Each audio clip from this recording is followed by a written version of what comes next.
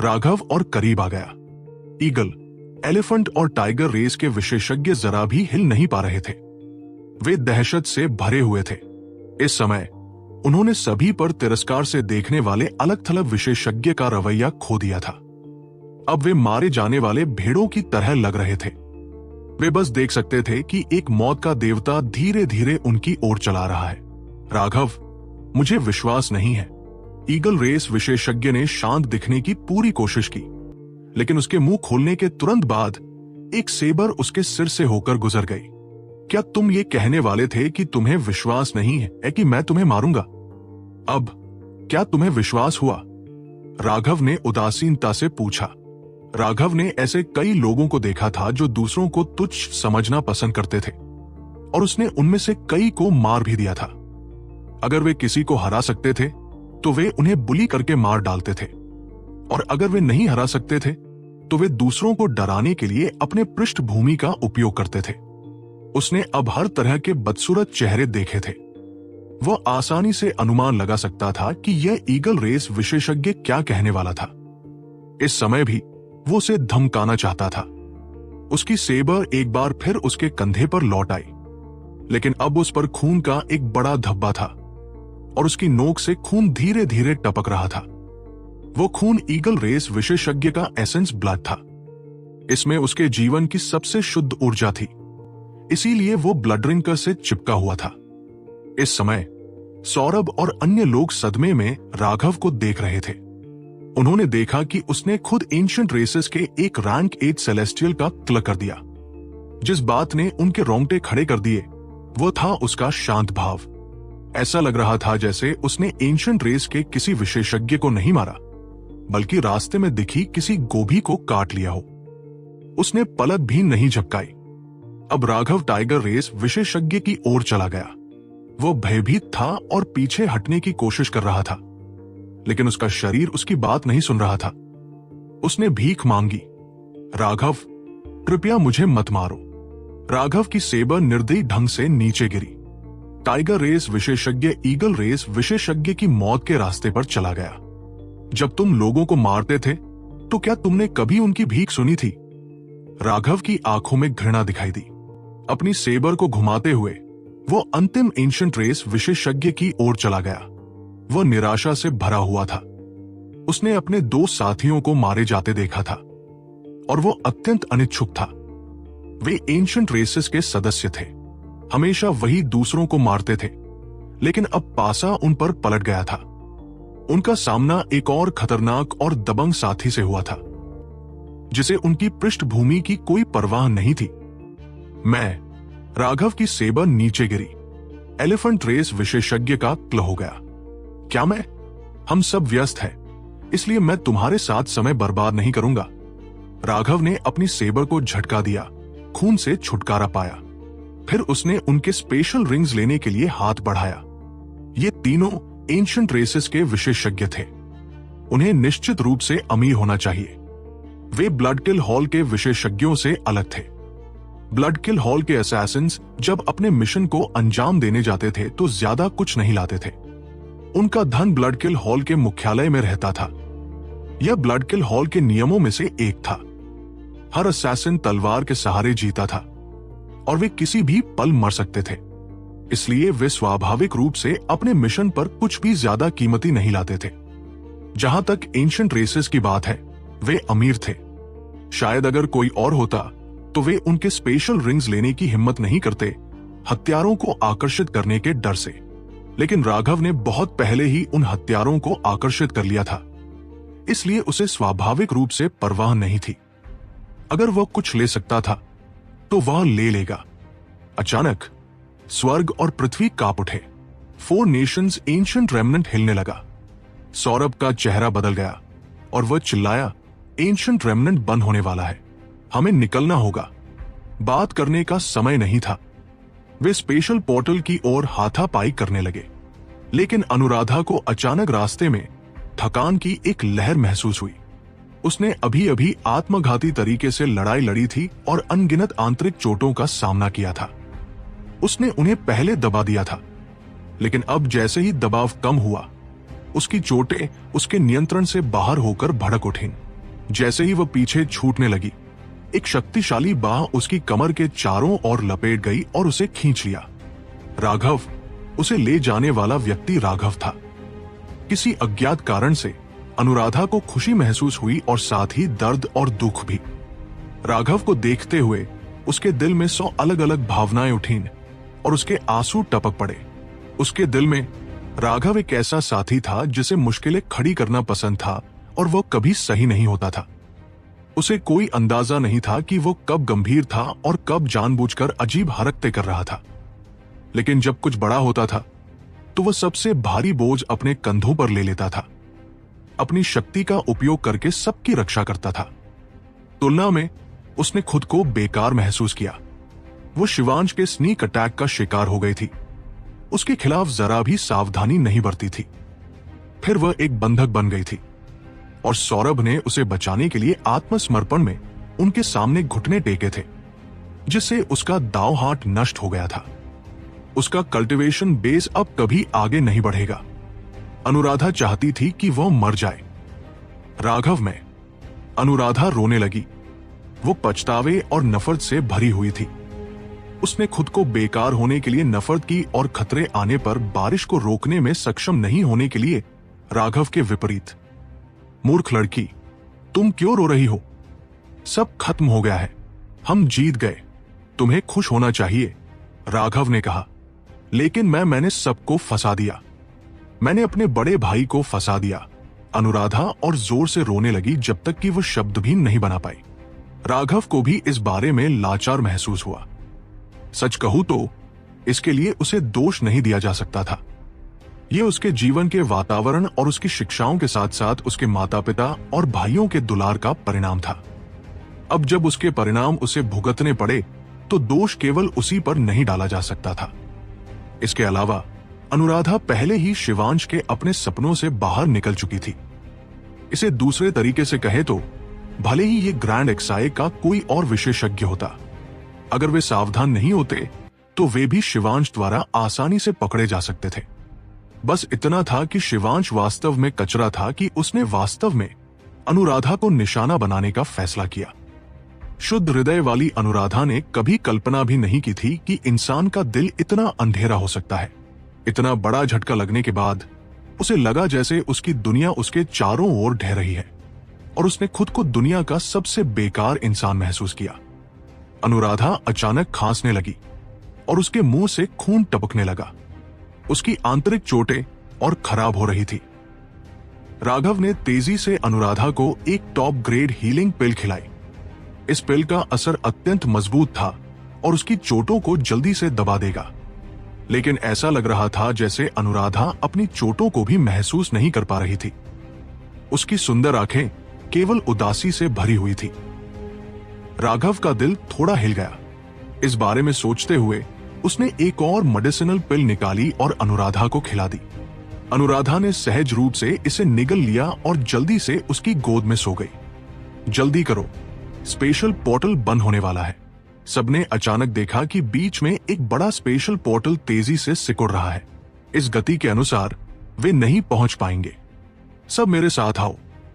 राघव ने सोती हुई अनुराधा को सौरभ को सौंप दिया। उसने जोरा को बुलाया। जोरा ने सब कुछ निगल लिया और फिर रोशनी के एक बोल्ट में बदल गया जो पोर्टल से गुजर गया। पोर्टल बंद हो गया, लेकिन ठीक उससे पहले जोरा चमक गया। ये छोटा संसार शांति में लौट आया। हालांकि अब इसमें थोड़ा और खून और काफी सारे नाराज भूत थे।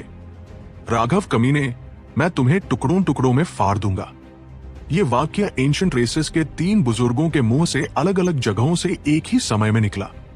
उनके शब्द और लहजा लगभग एक जैसे थे। ईगल और टाइगर रेसेस ने प्रत्येक ने एक रैंक 8 सेलेस्टियल खो दिया था। वह सिर्फ एक रैंक 8 सेलेस्टियल नहीं था, वो व्यक्ति था जिसे वे अपने भविष्य के नेताओं के रूप में पाल रहे थे। ऐसे अस्तित्व जिन पर उन्होंने अनगिनत संसाधन खर्च किए थे, लेकिन उनके सोल जेड स्लिप्स टूट गए थे, जिसका मतलब था कि वे पहले ही मर चुके थे। सबसे बदकिस्मत एलिफेंट रेस थी। उन्होंने न केवल एक प्रतिभाशाली को खोया था, बल्कि उनका एंसेस्ट्रल आइटम भी चुरा लिया गया था। उन्होंने उससे किसी भी कनेक्शन को खो दिया था। ऐसी चीज होने की केवल दो संभावनाएं थी। या तो एंसेस्ट्रल आइटम पहले ही नष्ट हो गया था, या उसने अपने अनुबंध रूम को भंग करने के लिए अपनी कोर एनर्जी की एक बड़ी मात्रा का इस्तेमाल करने के लिए स्वेच्छा से किया था। एक एंसेस्ट्रल आइटम आसानी से एक अनुबंध रूम को भंग नहीं कर सकता था। इससे उसे बहुत बड़ा नुकसान होगा। जीवित स्मृति में एंसेस्ट्रल आइटम्स द्वारा अपने अनुबंध रूम्स को खुद ही भंग करने के कुछ ही मामले थे, लेकिन वे नहीं जानते थे कि यह एंसेस्ट्रल आइटम बिल्कुल ब्लेजिंग ड्रैगन कॉल्ड्रन की तरह था। अगर यह समर्पण नहीं करता तो उसे बर्तन द्वारा नष्ट कर दिया जाता, इसलिए उसे समर्पण करने के लिए मजबूर होना पड़ा था। जहां तक एलिफेंट टस्क की बात है, हालांकि इसे उनके पूर्वज ने छोड़ा था, आइटम स्पिरिट उनका पूर्वज नहीं था। उसे उनकी कोई परवाह नहीं थी। एक एंसेस्ट्रल आइटम की आध्यात्मिकता अत्यंत उच्च होती थी और उसकी बुद्धिमत्ता एक बच्चे के बराबर होती थी। उसकी अपनी भावनाएं होती थी और वो डर महसूस करना जानता था। वे किंग आइटम्स से अलग थे। किंग आइटम्स केवल अस्पष्ट रूप से अपनी भावनाओं को व्यक्त करने में सक्षम थे, लेकिन एक एंसेस्ट्रल आइटम वास्तव में लोगों के साथ बातचीत कर सकता था। सबसे महत्वपूर्ण बात यह है कि एंसेस्ट्रल आइटम्स सामान्य रूप से स्लेव रून्स द्वारा प्रतिबंधित होते थे और इसके कारण उनमें वफादारी की ज्यादा भावना नहीं होती थी। कोई रास्ता नहीं था जब तक एंसेस्ट्रल आइटम्स को किसी के द्वारा पोषण दिया जा रहा था। उनकी जीवन काल असीमित थी, लेकिन मनुष्य का जीवन काल सीमित था। सामान्य रूप से एक एंसेस्ट्रल आइटम को नियंत्रित करने वाले शक्तिशाली विशेषज्ञ मरने से पहले अपने हथियार पर एक स्लेव मार्क लगाते थे और इसे अपने वंशजों को पोषण देने और उपयोग करने के लिए छोड़ देते थे। एंसेस्ट्रल आइटम नाम भी यहीं से आया था। लेकिन जबकि एक एंसेस्ट्रल आइटम पहली पीढ़ी के विशेषज्ञ के प्रति वफादार था, उस विशेषज्ञ के वंशजों के लिए उसमें ज्यादा भावनाएं नहीं थी। उन्हें बस गुलाम बनाया गया था। कई लोग उन्हें केवल उपकरणों के रूप में मानते थे और वे स्लेव मार्क्स लगाते थे ताकि वे विद्रोह न करें या भाग न जाए। दौड़ के सभी विशेषज्ञों को इकट्ठा करो। हम ग्रैंड एक्साई पर हमला करने जा रहे हैं। उन्हें राघव को सौंपने के लिए मजबूर करेंगे और फिर हम उसे एंसेस्ट्रल आइटम सौंपने के लिए मजबूर करेंगे। एलिफेंट रेस के बुजुर्ग दहाड़े। उनकी आंखों में बर्फीली किलिंग इंटेंट भर गई। ये केवल एलिफेंट रेस ही नहीं थी। टाइगर रेस और जायंट ईगल रेस भी अपने सभी विशेषज्ञों को इकट्ठा कर रहे थे। पेल टावर ने बहुत पहले ही चाले चलना शुरू कर दिया था। एक विशाल तूफान आ रहा था। राघव और बाकी लोग फोर नेशंस एंशिएंट रेमनेंट से बाहर निकले और निकास द्वार पर उन्होंने लाखों की संख्या में सेना को देखा। शाही पिता गुरुदेव।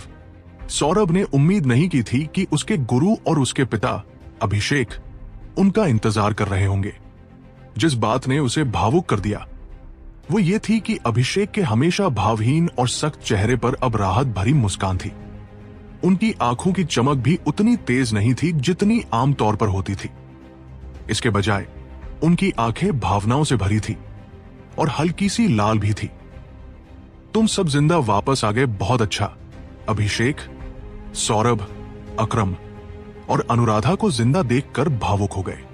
उनके मूल अनुमानों के अनुसार उनके बचने की संभावना 1000 में 1 से भी कम थी। आखिरकार चूंकि उनके दुश्मनों ने हमला करने की हिम्मत की थी, तो उन्हें 100% आश्वस्त होना ही था। अन्यथा वे अपनी ड्रैगन नस को निशाना बनाने के लिए इतने बेशर्म नहीं होते। उन्हें जिंदा देखकर अभिषेक जैसा व्यक्ति भी अपनी भावनाओं पर काबू नहीं रख सका। माफ करना पिताश्री। अभिषेक ने सौरभ के कंधे पर हाथ फेरा। युद्ध कोई खेल नहीं है। ऐसा हो ही नहीं सकता कि कोई न मरे।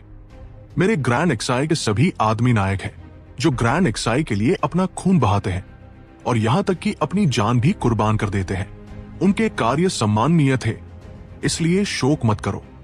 भले ही वो उन्हें दिलासा दे रहा था, लेकिन उसकी आंखों में जो उदासी थी उसे नकारा नहीं जा सकता था। सौरभ अचानक सफेद बालों वाले बुजुर्ग के सामने घुटनों के बल बैठ गया। वो उनसे आंखें मिलाने में बहुत शर्मिंदा था। गुरुदेव, शिष्य ने आपको निराश किया। सफेद बालों वाले बुजुर्ग ने पश्चाताप से सौरभ की ओर देखा। उन्होंने सिर हिलाया और उसे उठाने में मदद की। वह देख सकते थे कि सौरभ की अदम्य आभा गायब हो गई थी। वो अंदर ही अंदर आह भरे बिना नहीं रह सके। अदम्य मार्ग की खेती करना अविश्वसनीय रूप से कठिन था। पूरे जीवन में पराजित न होना लगभग असंभव था। अभी जिसे सबसे बुरा लग रहा होगा वो सौरभ ही था। वो शक्तिहीन महसूस कर रहा था। सौरभ ने पूछा, शाही पिता, आप? उसने इस विशाल सेना की ओर देखा जो हत्या की मंशा से जल रही थी। वे ग्रैंड एक्साई के अभिजात वर्ग थे और उनमें से अधिकांश किंग्स थे। अभिषेक की आवाज हत्या की मंशा से भरी थी। अगर तुम जिंदा बाहर नहीं आए होते तो मैं व्यक्तिगत रूप से ग्रैंड एक्साई की सेना को लगाता और तुम्हारे बदले में ग्रैंड हा की राजधानी को नष्ट कर देता। उन्होंने कुछ सुराग देखे थे और जानते थे कि यह ग्रैंड हा द्वारा किया गया था। सौरभ ने जल्दबाजी में कहा, यह इतना सरल नहीं है। हमें जल्दी से शाही महल लौटना होगा। मुझे आपको पूरी रिपोर्ट देनी है। सौरभ की गंभीरता को देखकर और उसके चरित्र को जानते हुए अभिषेक ने एक और शब्द नहीं कहा। उन्होंने सीधे एक परिवहन गठन को सक्रिय किया और वे सभी राजधानी में पहुंच गए। क्या ब्लड किल हॉल, प्राचीन जातिया और पिल टावर सभी शामिल थे? अभिषेक, राघव, सौरभ, अक्रम और सफेद बालों वाले बुजुर्ग के साथ महल के एक कमरे में थे। जब अभिषेक ने पूरी कहानी सुनी तो वो हैरान और क्रोधित हो गए। सफेद बालों वाले बुजुर्ग का चेहरा भी शांत था। 4 प्राचीन राष्ट्र खेती की दुनिया से बाहर स्थित थे और खेती की दुनिया के संघर्षों में भाग नहीं लेते थे। इन शक्तियों ने वास्तव में हद पार कर दी थी। लेकिन चाहे वह प्राचीन जातियां हों या ब्लड किल हॉल, ग्रैंड एक्साई उन्हें भड़काने में सक्षम नहीं था। और पिल वैली द्वारा समर्थित पिल टावर का तो जिक्र करने की भी जरूरत नहीं थी। हालांकि इन 3 महान शक्तियों का सार्वजनिक रूप से 4 राष्ट्रों की संधि का उल्लंघन करना और ग्रैंड हा का समर्थन करना ताकि अन्य 3 राष्ट्रों के लोगों का सहार किया जा सके, बहुत ज्यादा था। सफेद बालों वाले बुजुर्ग ने अचानक कहा, राघव, अपने मामलों को सुलझाओ, मैं तुम्हें भेज दूंगा। सौरभ ने सहमति में सिर हिलाया। राघव, मेरे गुरुदेव को तुम्हें भेजने दो। मेरा ग्रैंड एक्साई इस बार तुम्हारी रक्षा नहीं कर पाएगा। अभी निकलना तुम्हारे लिए सबसे अच्छा विकल्प है। राघव ने आराम से सिर हिलाया। आपको मेरी चिंता करने की जरूरत नहीं है। सच कहूं तो इस बार मैंने ही ग्रैंड एक्साई को फंसाया है। बकवास मत करो। ग्रैंड हा स्पष्ट रूप से लंबे समय से साजिश रच रहा था। अगर तुम न होते, राघव को इसकी जिम्मेदारी लेने की कोशिश करते सुनकर सौरभ क्रोधित हो गया। राघव ने अपना हाथ हिलाया। इतने भावुक मत बनो, मुझे खत्म करने दो। मुझे परवाह नहीं कि ग्रैंड हा कितने समय से यह साजिश रच रहा था। मेरे आने से निश्चित रूप से उन्होंने अपनी योजनाओं को समय से पहले अंजाम दिया, इसलिए मैं अभी भी इसमें एक कारक था। ग्रैंड एक्साई के इतने सारे बहादुर योद्धाओं का अपनी जान गंवाना, मुझे अपराधबोध महसूस होता है और मुझ पर एक अपरिहार्य जिम्मेदारी है। अभिषेक ने कहा, बच्चे, अगर तुम न होते तो मेरे ग्रैंड एक्साई के विशेषज्ञों की ये पीढ़ी नष्ट हो गई होती। अपराधबोध शब्द का उल्लेख भी मत करना। वो दिल से बोल रहे थे। मूल रूप से उन्होंने पहले ही मृत्यु तक की लड़ाई के लिए अपनी तैयारी कर ली थी। लेकिन राघव की वजह से ग्रैंड एक्साई के जीवन की लौ अभी तक बुझी नहीं थी। सौरभ ने तो शिवांश से ग्रैंड हा, ग्रैंड चू और ग्रैंड झू की ड्रैगन नस ऊर्जा को अवशोषित कर लिया था। अब जब वो वापस आ गया था तो उसकी ड्रैगन नस ऊर्जा ग्रैंड एक्साई की ड्रैगन नस से फिर से जुड़ गई, जिससे ग्रैंड एक्साई का कर्मिक सौभाग्य मजबूत हुआ।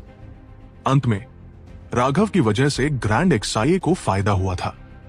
भविष्य में 4 राष्ट्रों का नेता निश्चित रूप से ग्रैंड एक्साई ही होगा। जहां तक अन्य 3 राष्ट्रों की बात है, उनके पास अपनी ड्रैगन नस ऊर्जा को वापस लेने का कोई बहाना नहीं था। एकमात्र अन्य संभावना यह थी कि ग्रैंड एक्साई, ग्रैंड चू और ग्रैंड झू मिलकर ग्रैंड हा को निगल जाएंगे और 4 प्राचीन राष्ट्र 3 प्राचीन राष्ट्र बन जाएंगे। हालांकि 4 राष्ट्र ऐसा नहीं करेंगे। यह भी 4 राष्ट्रों की संधि का हिस्सा था। चूंकि 4 प्राचीन राष्ट्र मध्य मैदानों के भीतर एकमात्र शांतिपूर्ण भूमि थे, अगर 4 राष्ट्रों ने युद्ध करना चुना तो मध्य मैदानों में कोई शुद्ध भूमि नहीं रहेगी। मध्य मैदानों की शक्तियां निश्चित रूप से हस्तक्षेप करेंगी। इसलिए भले ही इतने बड़े पैमाने पर युद्ध मूल रूप से असंभव था, ग्रैंडहा ने इतनी बेशर्म हरकत की थी और 3 प्राचीन राष्ट्रों के पास उन्हें निशाना बनाने के लिए अनगिनत अन्य तरीके थे। उनका पतन निश्चित था। जहां तक ग्रैंड एक्साई की बात है, वहां इतना कर्मिक सौभाग्य जमा हो गया था। वे भविष्य में समृद्ध होंगे। राघव का ग्रैंड एक्साई में योगदान अत्यधिक था, इसलिए अभिषेक ने उससे कहा कि वह कभी न कहे कि उसे इस बारे में अपराध बोध महसूस होता है। राघव ने कहा, चूंकि अंकल एक्साई नहीं चाहते कि मैं ऐसा कहूं, तो मैं नहीं कहूंगा।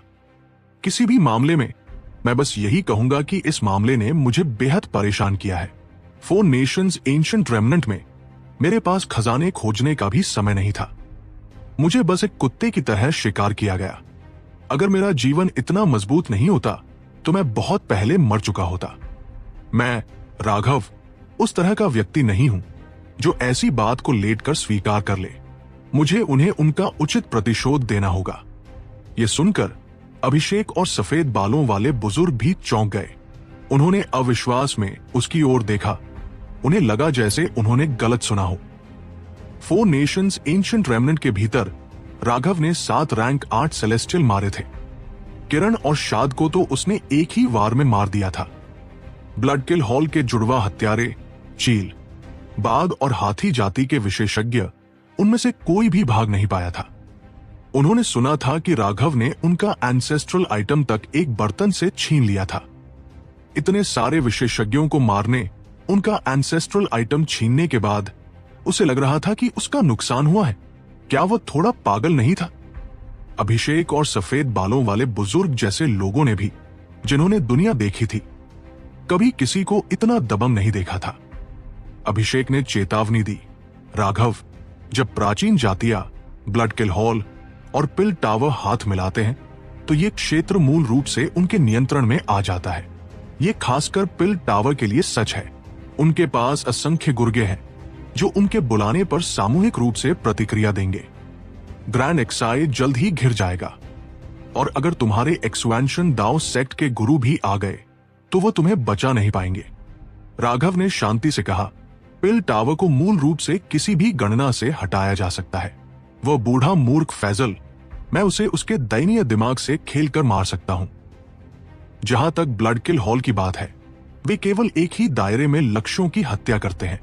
एक ही दायरे के भीतर उन जुड़वा हत्यारों ने कहा था कि वे इस क्षेत्र के सबसे मजबूत हत्यारे हैं। अभी के लिए कोई ज्यादा मजबूत हत्यारे नहीं भेजे जाएंगे, क्योंकि उनके लिए मेरे पीछे जेड कोर हत्यारों को भेजना असंभव है। तब वे वास्तव में अपनी साख खो देंगे। जहां तक फाउंडेशन फोर्जिंग हत्यारों की बात है, मैं उन सभी को पुनर्जन्म के लिए भेज सकता हूं और उन्हें उनके किलिंग गॉड से मिलवा सकता हूं। तो एकमात्र शक्ति जो मुझे धमकी दे सकती है वो प्राचीन जातियां है। प्राचीन जाति गठबंधन वास्तव में शक्तिशाली है, लेकिन मैं केवल एक फाउंडेशन फोर्जिंग शिष्य हूं और वे मुझ पर अपनी पूरी ताकत से हमला नहीं कर सकते।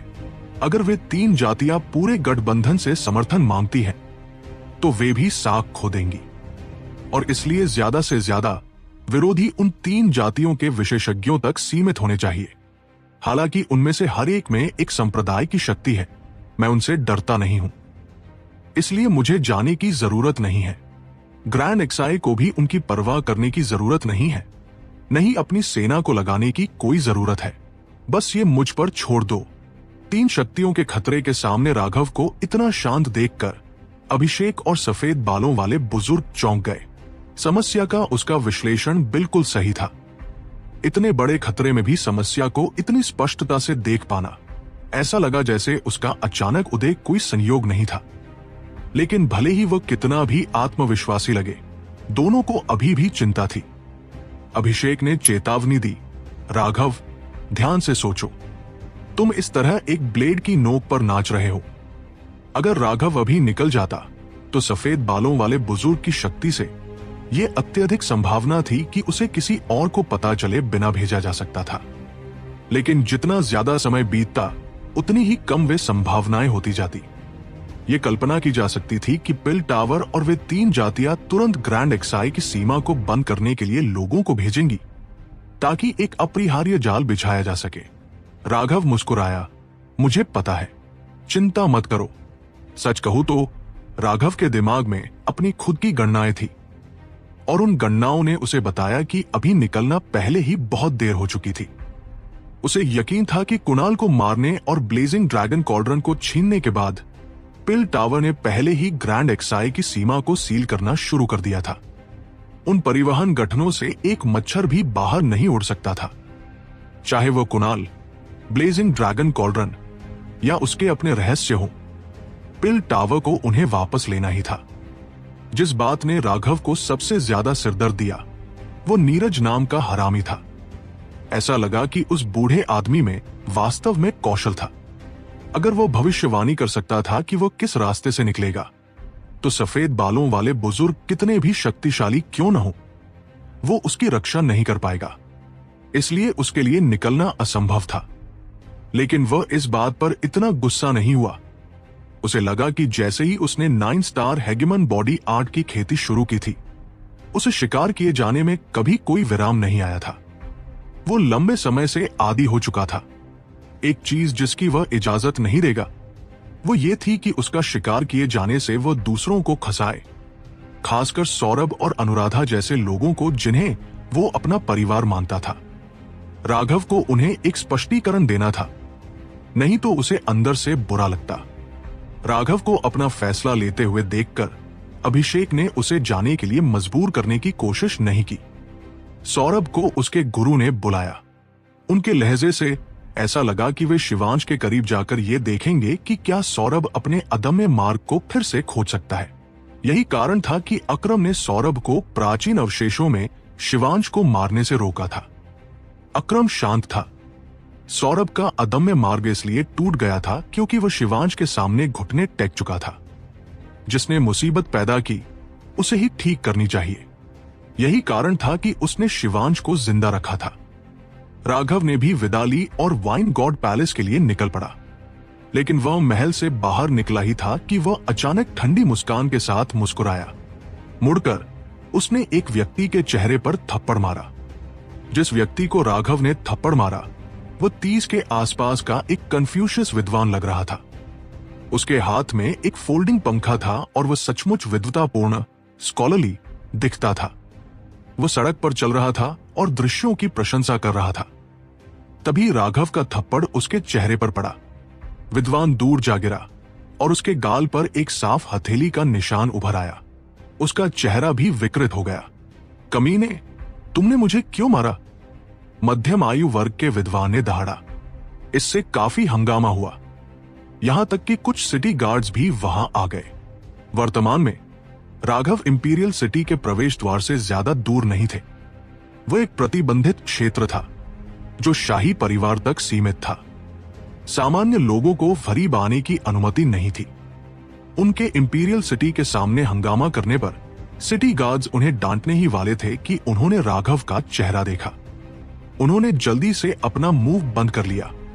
पिछली बार राघव ने इंपीरियल पैलेस में किरण का सिर काट दिया था और इससे पूरी ग्रैंड एक्साइज सिटी हिल गई थी। ग्रैंड एक्साइज सिटी के भीतर कुछ ही लोग थे जो नहीं जानते थे कि राघव कौन है। इस प्रकार ये देखकर कि ये वही थे, उन गार्ड्स ने ऐसा व्यवहार किया जैसे उन्होंने कुछ देखा ही न हो। क्या किसी ने तुम्हें कभी नहीं सिखाया कि लोगों को कोसना असभ्य होता है? राघव ने भी उस व्यक्ति पर पलटकर दहाड़ा। विद्वान लगभग खून खांस उठा। तुम ही हो जिसने मुझे कहीं से भी आकर मारा। मैंने तुम्हें मारा तो तुम्हें लगता है कि तुम मुझे कोस सकते हो? पूरी तरह से अतार्किक। राघव चिल्लाए। तुम? विद्वान को यह भी नहीं पता था कि इसका जवाब कैसे दे। उन्होंने कभी किसी को इतना अतार्किक नहीं देखा था कि यह घोषणा करे कि जब कोई उन्हें मारे तो कोई वापस कोस नहीं सकता। उसका चेहरा सुअर की तरह सूजा हुआ था। तुम एक कन्फ्यूशियस विद्वान हो जो तुम्हें कन्फ्यूशियस का शिष्य बनाता है, शिष्टाचार का एक आदर्श, नैतिकता और सद्गुण का एक प्रतिरूप। भले ही मैंने तुम्हें मारा हो, तुम्हें तुरंत कोसने के बजाय मामले की सच्चाई का पता लगाने के लिए मुझसे पूछना चाहिए था कि मैंने ऐसा क्यों किया। समझे?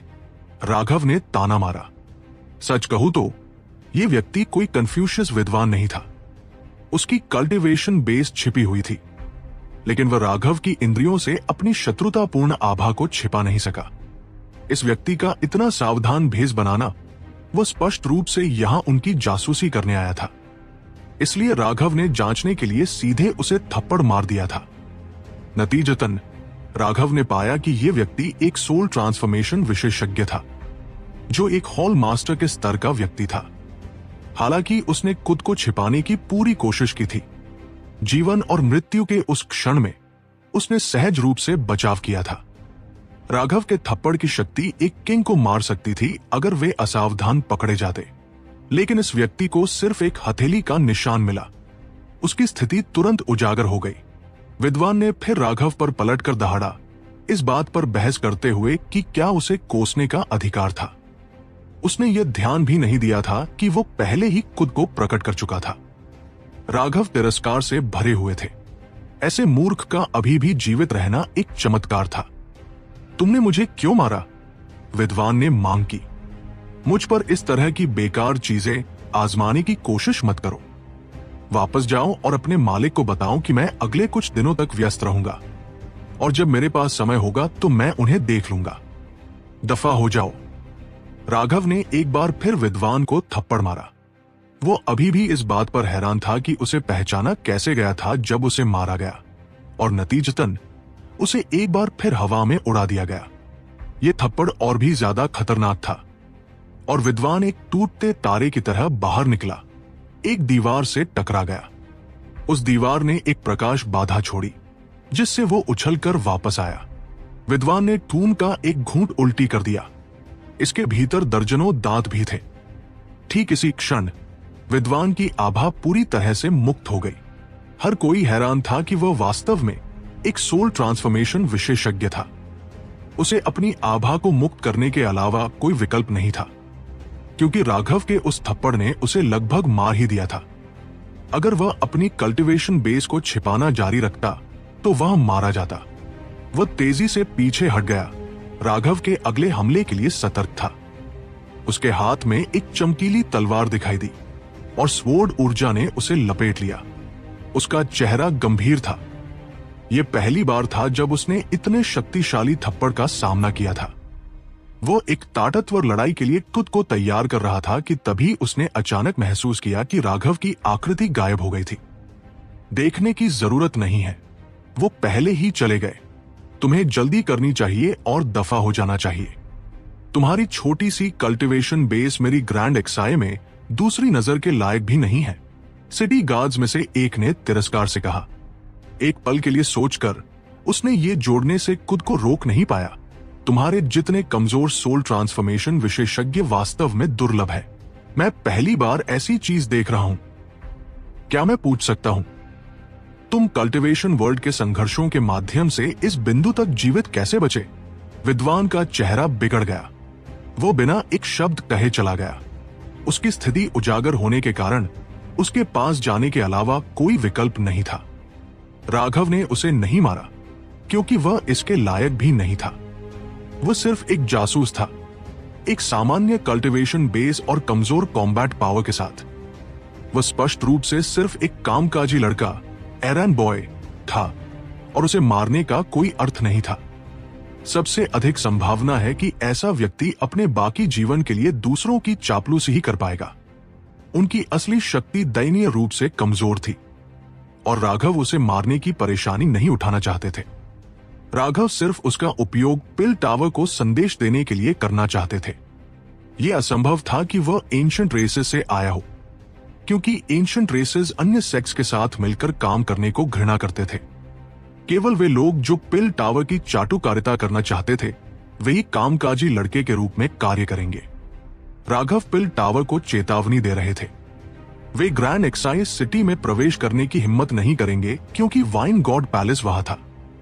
जब वाइन गॉड पैलेस ने उस समय पिल वैली के विशेषज्ञों को निष्कासित कर दिया था, तो उन्होंने कहा था कि पिल वैली के अधीनस्थों को ग्रैंड एक्साई के भीतर कदम रखने की अनुमति नहीं है। वाइन गॉड पैलेस एक रहस्यमय अस्तित्व था। कोई नहीं जानता था कि उनकी असली शक्ति क्या थी, लेकिन पिल वैली ने पिछले कुछ वर्षों में उनके साथ कोई संघर्ष शुरू करने की वास्तव में हिम्मत नहीं की थी।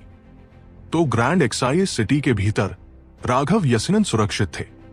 जहां तक वो पिल टावर को चेतावनी क्यों दे रहे थे, वह जानबूझकर उन्हें परेशान कर रहे थे ताकि ये मामला और भी बड़ा हो जाए। राघव आगे बढ़ते रहे। अचानक उन्होंने महसूस किया कि किसी ने उन्हें खींचा है। वह चौंक गए और वह उनके पीछे एक वाइन हाउस में चले गए। सेवंथ एल्डर, क्या बात है? राघव ने फुसफुसाते हुए कहा जब उन्हें बैठने के लिए एक मेज मिली और उन्होंने कुछ वाइन्स और नाश्ते का ऑर्डर दिया। मैंने सुना है कि तुम मुसीबत में हो। क्या तुम्हें मेरी मदद की जरूरत है? सेवंथ एल्डर ने पूछा। वर्तमान सेवंथ एल्डर एक यात्री घुमक्कड़ ट्रैवलिंग वॉन्डरर जैसा लग रहा था। उनका चेहरा बदल दिया गया था, लेकिन राघव ने ओरिजिनल डेविल रेस की विशिष्ट आभा के माध्यम से उन्हें तुरंत पहचान लिया। मैं ठीक हूं। यह सिर्फ कुछ नगण्य मुसीबत है जिसे मैं संभाल सकता हूं। सेवंथ एल्डर, मुझे तुम्हें एक कप पेश करने दो। राघव ने वाइन के 2 कप उठाए और उनमें से एक उन्हें पेश किया। सेवंथ एल्डर मुस्कुराए और कप पी लिया, लेकिन उनका चेहरा जल्दी से बदल गया। क्या उत्कृष्ट वाइन है! बेशक ये उत्कृष्ट वाइन थी। ये वाइन गॉड पैलेस के शिष्यों द्वारा बनाई गई वाइन थी। सेवंथ एल्डर ने इससे पहले कभी ऐसी वाइन नहीं पी थी। मैं तुम्हें कुछ जार दूंगा। तुम्हारे पक्ष में विकास कैसा चल रहा है? राघव ने सेवंथ एल्डर के लिए और वाइन उठाते हुए पूछा। सब कुछ सुचारू रूप से चल रहा है, लेकिन जितना अधिक हम बढ़ते हैं उतना ही हम पाते हैं कि हमारे पास पर्याप्त पैसा नहीं है। मेरे स्काईस्क्रेपिंग वर्ल्ड के कई संसाधनों को खुले तौर पर बाहर निकाला और बेचा नहीं जा सकता है। हम सिर्फ धीरे धीरे ही बढ़ सकते हैं। सेवंथ एल्डर ने कहा। ओरिजिनल डेविल रेस सभी प्रकार के संसाधनों को एकत्र कर रहा था, लेकिन जैसे जैसे उनका विस्तार हुआ उनकी दौलत तालमेल नहीं बिठा पाई। आखिरकार एक व्यवसाय विकसित करने के लिए पूंजी की जरूरत होती है। इसे जमा होने में समय लगता है, लेकिन वे सब समय के खिलाफ एक दौड़ में थे। समय दबाव डाल रहा था। मार्शल हेवन कॉन्टिनेंट में अनगिनत संसाधन थे, लेकिन ओरिजिनल डेविल रेस सिर्फ अपने नियमित चैनलों के माध्यम से ही हासिल कर सकता था, क्योंकि उनके पास विशेष संबंध नहीं थे। इसलिए उनकी प्रगति धीमी थी। इसके अलावा ओरिजिनल डेविल रेस को बेहद सावधान रहना पड़ा। कोई भी सुराग उन्हें उजागर कर सकता था, और तब यह बेहद परेशानी भरा होता। एक घोड़ा सिर्फ रात में खाकर मोटा होता है, और सिर्फ एक व्यक्ति जो अनुकूलन करता है और पारंपरिक साधनों से आगे जाता है वो अमीर होता है। जैसा कि मैं देखता हूं, तुम्हें देखना चाहिए कि क्या तुम एंशिएंट रेसेस के साथ एक संबंध बना सकते हो। एक कारण यह है कि उनके पास बहुत सारा पैसा और भारी मात्रा में संसाधन है, और दूसरा कारण यह है कि मेरा उनके साथ एक अच्छा संबंध है। भविष्य में मैं उनके साथ कई बार सहयोग कर पाऊंगा। मैं उन्हें लूटूंगा और तुम उन चीजों को वापस उन्हें बेच देना। पैसा कमाने के लिए उनका अपना पैसा इस्तेमाल करो। राघव ने कहा। क्या तुम्हें सच में लगता है कि ये एक अच्छा विचार है? सेवंथ एल्डर हैरान थे। राघव में सचमुच हिम्मत थी। उनकी चीजें लेने के बाद वो उन्हें वापस उन्हें बेचना चाहते थे। ये बहुत बुरा था, साथ ही बहुत खतरनाक भी। इससे संदेह पैदा होगा कि सेवंथ एल्डर, क्या तुमने मनी लॉन्ड्रिंग के बारे में नहीं सुना है? राघव मुस्कुराए। तुम किस बारे में बात कर रहे हो? ही ये कुछ ऐसा है जो दिन के उजाले को नहीं देख सकता। किसी चीज को कई बार फिर से बेचने के बाद वो असली सोना बन जाएगी। इसे और सरल बनाने के लिए सबसे पहले तुम्हें अपनी शक्ति से एंशिएंट रेसेस को हैरान करना होगा, जिससे उन्हें लगे कि तुम्हें उकसाना आसान नहीं है। तुम एक रहस्यमय भूमिगत संगठन से एंशिएंट रेसेस के कुछ खजाने खरीदोगे और फिर तुम उन्हें एंशिएंट रेसेस को बेच दोगे। उन्हें यकीनन संदेह होगा, लेकिन ये ठीक है। कल्टीवेशन वर्ल्ड में कई ब्लैक मार्केट्स हैं। कुछ लोग राइटियस पाथ के हाथों से भी करप्ट पाथ से वस्तुएं प्राप्त करेंगे और फिर वे चुपके से उन चीजों को करप्ट पाथ को बेच देंगे। ये एक काम बात है। एंशिएंट रेसेस की वस्तुएं भी ब्लैक मार्केट में बेची जाती है, लेकिन अपने चेहरे के लिए एंशिएंट रेसेस उन्हें खरीदते समय हमेशा खुद को एक अन्य शक्ति के रूप में भेष बदलेंगे। यही कारण है कि तुम्हें एक और भूमिगत शक्ति बनाने की जरूरत है, ताकि तुम दो कोणों से इस पर काम कर सको। इसके अलावा वो भूमिगत संगठन दुष्ट होना चाहिए। सबसे अच्छा होगा कि कुछ अन्य भूमिगत शक्तियों की संपत्ति को तुरंत छीन लिया जाए ताकि उन्हें डराया जा सके। शुरुआत में ये मुश्किल होगा, लेकिन अगर ये सफल हो जाता है तो मुनाफा 10 गुना बढ़ जाएगा। सिर्फ खुले बाजार और ब्लैक मार्केट दोनों से पैसा कमाकर ही जल्दी से दौलत जमा करना संभव है, राघव ने कहा। इस समय जल्दी से दौलत जमा करने का यही एकमात्र तरीका था। राघव का लक्ष्य एंशिएंट रेसेस था, क्योंकि उनके हाथों में एंशिएंट रेसेस की काफी चीजें थी। 3 एंशिएंट रेस जीनियसेस की वे 3 स्पेशल रिंग्स खजानों से भरी हुई थी, लेकिन वे चीजें ज्यादातर सिर्फ एंशिएंट रेसेस के लिए ही उपयोगी थी।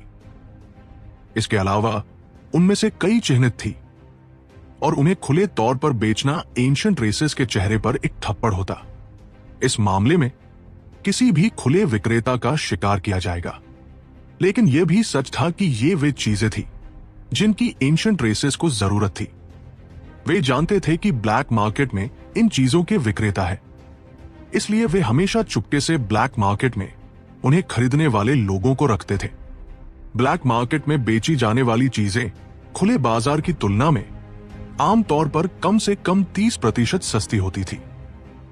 ठीक है, चूंकि तुम्हें लगता है कि यह संभव है, तो मैं कुछ विशेषज्ञों को इकट्ठा करूंगा और एक भूमिगत शक्ति स्थापित करूंगा।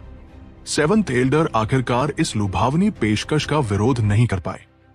चिंता मत करो सेवंथ एल्डर, जब तक यह ठीक से किया जाता है, यह यकीनन एक बड़ा मुनाफा कमाएगा। आखिरकार जो चीजें तुम बेच रहे हो वे तुम्हें मुफ्त में मिली है। राघव ने 3 स्पेशल रिंग सौंप दी। राघव ने सेवंथ एल्डर के साथ काफी देर तक बात की।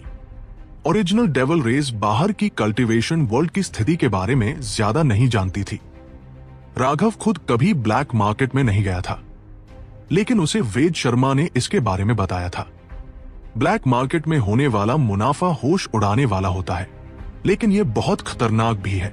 वहां बिकने वाली ज्यादातर चीजें ऐसी होती हैं जो दिन के उजाले में नहीं बेची जा सकती।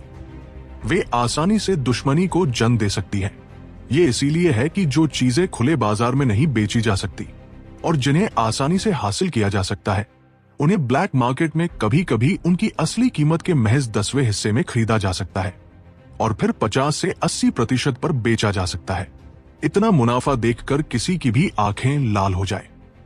राघव ने यह खतरा इसलिए सुझाया क्योंकि यह फायदेमंद था। शुरुआत में यह थोड़ा मुश्किल होगा, लेकिन एक बार सब कुछ ठीक हो जाने के बाद उन्हें बेमिसाल मुनाफा मिलेगा। इसके अलावा वो जानता था कि ओरिजिनल डेविल रेस बेहद शक्तिशाली है और वे ब्लैक मार्केट में अपनी जगह बनाने में पूरी तरह सक्षम है। असल में वे भूमिगत शक्तियां आमतौर पर भगोड़ों या अपराधियों से बनी होती है। ये एक बहुत ही ज्यादा खतरे और बहुत ज्यादा इनाम वाला विकल्प था, क्योंकि जहां एक तरफ भारी मुनाफा होता था, वहीं वे आसानी से दूसरी ताकतों को नाराज कर सकते थे। एक भी गलती उनके विनाश का कारण बन सकती थी। इसके अलावा भूमिगत दुनिया बहुत जटिल थी और उनमें से कोई भी अपने मुनाफे के लिए गंदी चाल चल सकता था। लेकिन ओरिजिनल डेविल रेस की शक्ति के साथ राघव को भरोसा था कि वे एक या यहां तक कि 2 भूमिगत शक्तियां स्थापित कर सकते हैं और धीरे धीरे अंदर तक घुसपैठ कर सकते हैं। एक बार ऐसा हो जाने पर ओरिजिनल डेविल रेस दोनों बाजारों में कारोबार कर सकती थी और भी ज्यादा मुनाफा कमा सकती थी। राघव ने सेवंथ एल्डर को चेतावनी दी कि भूमिगत दुनिया हिंसक और खूनी है। उन्हें खुले बाजार से अलग तरीके से पेश आना होगा, वरना इसके नतीजे भुगतने पड़ेंगे। उसने सेवंथ एल्डर को एक काम करने योग्य रणनीति बताई। उस योजना को लागू करने से उन्हें भूमिगत दुनिया में अपना क्षेत्र स्थापित करने में ज्यादा वक्त नहीं लगेगा। मूल रूप से राघव को चीजों को इतना मुश्किल बनाने की जरूरत नहीं थी। वो बस सौरभ या वेद शर्मा को बता सकता था और ओरिजिनल डेविल रेस तेजी से विकास कर सकती थी। लेकिन उसने ऐसा नहीं करने का फैसला किया। अगर कभी ओरिजिनल डेविल रेस का राज खुलता तो उसके दोस्त भी मुश्किल में पड़ जाते, इसलिए वो सिर्फ खुद पर निर्भर रहना चाहता था। इसके अलावा उसे लग रहा था कि प्राचीन जातियों और पिल टावर के साथ उसकी लड़ाई लंबी चलेगी। जब तक वह मर नहीं जाता, वे आखिरी दम तक लड़ते रहेंगे। राघव कोई दयालु आदमी नहीं था। अगर किसी ने उस पर अपनी तलवार उठाने की हिम्मत की, तो वो उनका सिर काटने की हिम्मत रखेगा। चाहे वे कोई भी हो। पिल टावर की चीजें आमतौर पर उसके लिए उपयोगी होती थी, लेकिन प्राचीन जातियों के खजाने ज्यादातर बेकार थे। अगर वो उन्हें रखता तो वे सिर्फ कचरा होते। इसलिए सेवंथ एल्डर की परेशानियां सुनकर उसने इस कारोबार के बारे में सोचा। इस तरह जब वह प्राचीन जातियों के खजाने छीनता तो उन्हें बेचने के लिए ओरिजिनल डेविल रेस को दे सकता था। कुछ बारीकियां तय करने के बाद राघव ने एक बार फिर सिमन के बारे में पूछा, लेकिन वह अभी भी एकांतवास से बाहर नहीं आई थी। वाइन हाउस छोड़कर वो हुयू ऑक्शन हाउस की ओर बढ़ा, लेकिन 2 गलियों के बाद ही उसने महसूस किया कि कोई उसे देख रहा है। सड़क के अंत में एक किंग बिना किसी मकसद के भटक रहा था। भीड़ में वो पूरी तरह से साधारण लग रहा था, लेकिन राघव ने साफ तौर पर उसकी शत्रुता को महसूस किया। 9 स्टार हेगेमन बॉडी आर्ट की इंद्रियों के साथ ये उसके लिए पूरी तरह से स्पष्ट था। चाहे कोई कितना भी भेष बदलने की कोशिश करे, वो उन्हें दुश्मन के रूप में पहचान लेगा। इतनी ढिठाई करने की हिम्मत राघव ने माथे पर बल डाला। चाहे वो मध्यम आयु वर्ग का विद्वान हो या ये साधारण किंग, वे सब बेकार लड़ने की शक्ति वाले बेवकूफ थे। हालांकि उनके भेष अच्छे थे, वे अपनी शत्रुता को छिपा नहीं पाए। इस तरह के लोग तो बस तोप का गोला होते थे। पिल टावर उसे देखने के लिए ऐसे लोगों को क्यों भेजेगा? लेकिन राघव ने तेजी से समस्या की जड़ को समझा। ये साथी शायद पिल टावर ने भेजे ही नहीं थे, वे बस उनकी चापलूसी करने के लिए पहल कर रहे थे। क्योंकि पिल टावर में समर्थकों को बुलाने की क्षमता बहुत ज्यादा थी। उन्हें बस कुछ खबरें फैलानी थी और अनगिनत लोग उनके लिए काम करने को तैयार हो जाते थे।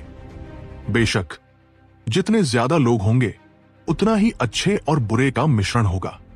वाइन गॉड पैलेस के कारण पिल टावर के विशेषज्ञ ग्रैंड एक्साई में प्रवेश करने की हिम्मत नहीं करते थे, लेकिन दूसरी शक्तियों के शिष्य प्रवेश कर सकते थे।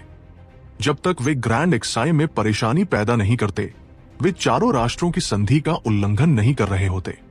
1, 2, 7, 8 धत। पिल टावर का प्रभाव सच में बहुत ज्यादा है। जैसे ही राघव चलता रहा, उसने 10 से ज्यादा शत्रुतापूर्ण आभाओं को महसूस किया। उनमें से कुछ तो अपने कार्यों को छिपाने की जहमत भी नहीं उठा रहे थे। उन्होंने सीधे जेड प्लेट्स निकाली और उन पर कुछ लिखा। वे जरूर कोई जानकारी भेज रहे होंगे। उसने ढीठ लोग देखे थे, लेकिन इतना ढीठ कोई नहीं देखा था। राघव गुस्से में था। राघव ने उनमें से एक के पास जाकर बिना एक शब्द कहे उसके चेहरे पर एक जोरदार थप्पड़ जड़ दिया। किंग का मुंह फट गया और उसके आधे दांत हवा में उड़ गए। क्या तुम जानते हो मैंने तुम्हें क्यों मारा? थप्पड़ मारने के बाद राघव ने उसका गला पकड़ लिया। आधा चेहरा पिचका हुआ और गला राघव की पकड़ में होने के कारण किंग पूरी तरह से डर गया था। उसे यहां बस एक अतिरिक्त व्यक्ति के रूप में भेजा गया था। किसी ने उसे नहीं बताया था कि कोई खतरा होगा। उसे बोलते न देखकर राघव ने उसे 1 दर्जन थप्पड़ मारे। इसने कहा कि तुम बोल नहीं सकते, तुम काफी जिद्दी हो, है ना? भाई, ऐसा नहीं है कि वह बोलना नहीं चाहता, बल्कि वह आपके हाथ उसके गले पर होने के कारण बोल नहीं पा रहा है। राहगीरों में से एक से और देखा नहीं गया और उसने बोल दिया, ओह, ऐसा लगता है कि यह सच है। राघव ने माफी मांगते हुए उस व्यक्ति को छोड़ दिया।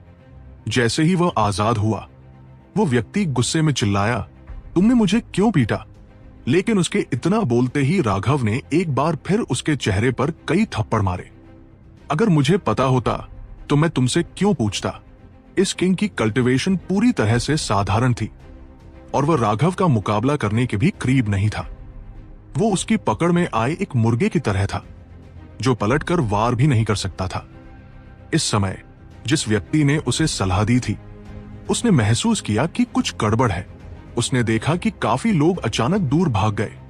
दफा हो जाओ। ठीक इसी समय भीड़ में किसी ने राघव पर हमला किया, उसे वश में करने की कोशिश की।